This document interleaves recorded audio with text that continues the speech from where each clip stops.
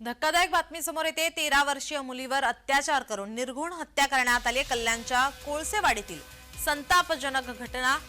विशाल गवळीनं अत्याचार केल्याचा आरोप आहे। आतापर्यंत 4 आरोपी पोलिसांच्या ताब्यात आहे। या प्रकरणाचा आता निषेध व्यक्त केला जातोय। मूक मोर्चा काढण्यात आलाय। की या नराधमांना कठोरात कठोर शिक्षा होऊन फाशीची शिक्षा झालीच पाहिजे।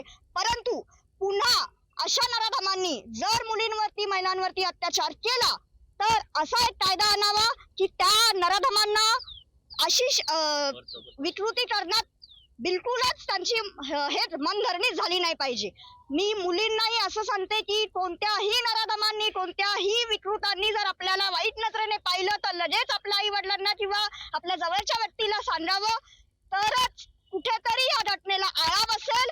आणि मी जसं आतापर्यंत पोलीस प्रशासनाला आपण सहकार्य केलेलं आहे, यापुढेही सहकार्य करावं आणि राज्य शासनाला लवकरात लवकर याविषयी निर्णय घ्यावा या संदर्भात मी सांगते।